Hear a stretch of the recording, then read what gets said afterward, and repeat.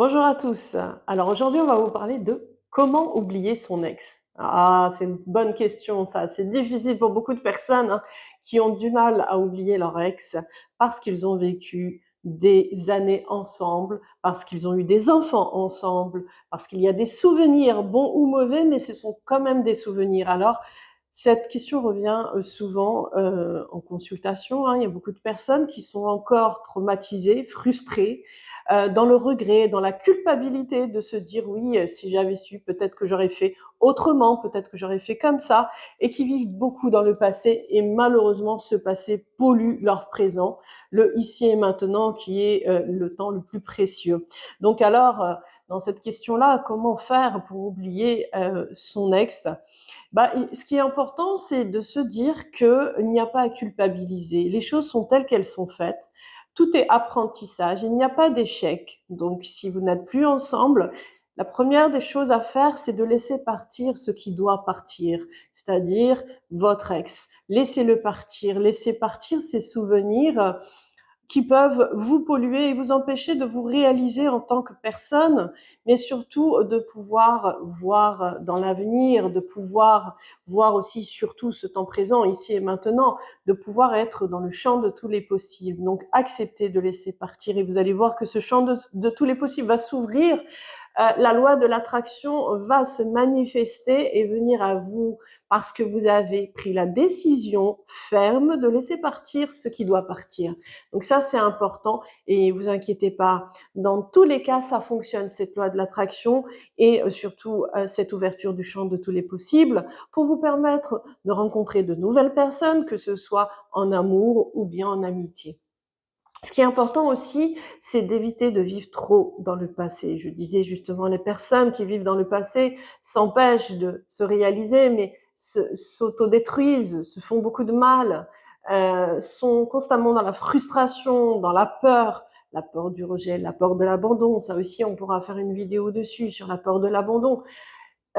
Et puis, donc la personne manque énormément de confiance en elle parce qu'elle vit dans ce passé et elle se dit que peut-être que tout est sa faute. Non, tout n'est pas votre faute.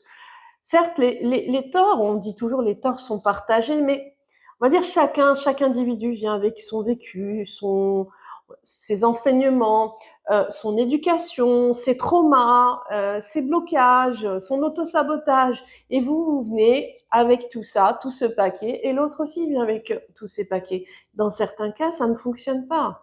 Dans certains cas, il n'y a pas cette alchimie, cette osmose qui va vous permettre de grandir ensemble.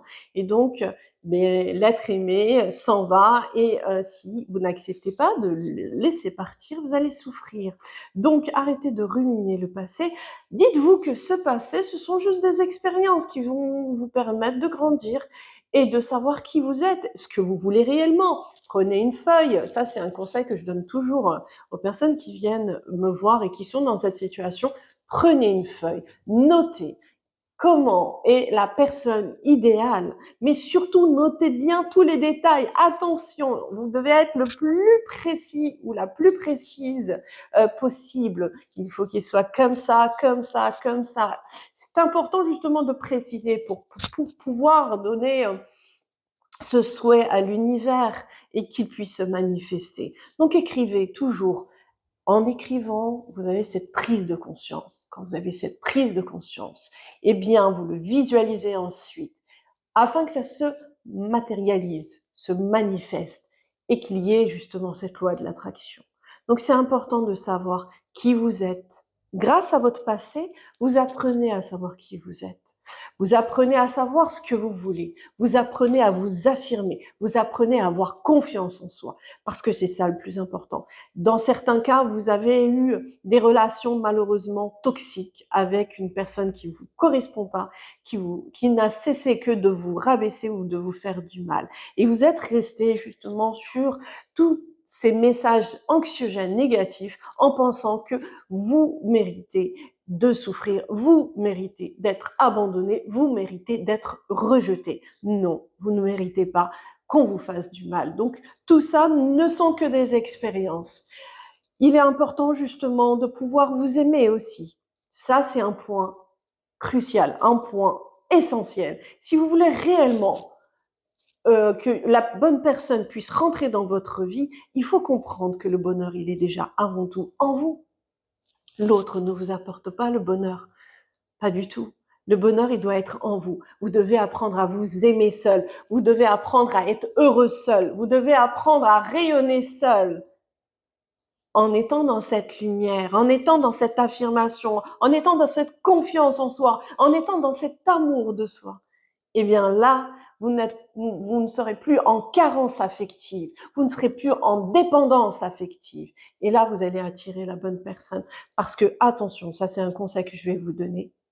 Si vous êtes en carence affective en pensant que l'autre va vous apporter le bonheur, vous allez attirer la mauvaise personne. Donc attention. Aujourd'hui, le sujet, c'est comment oublier son ex. Eh bien, c'est important de savoir que pour oublier son ex, il ne faut pas s'oublier soi-même. Il faut se guérir soi-même. Il faut se reconnecter avec son enfant intérieur et surtout se dire que vous êtes formidable. Vous méritez le meilleur. Et puis que tout ce qui est passé, transcendez-le en énergie positive, en enseignement qui vous permet justement de grandir, de savoir ce que vous voulez et de savoir qui vous êtes. Je vous dis à très bientôt. Au revoir.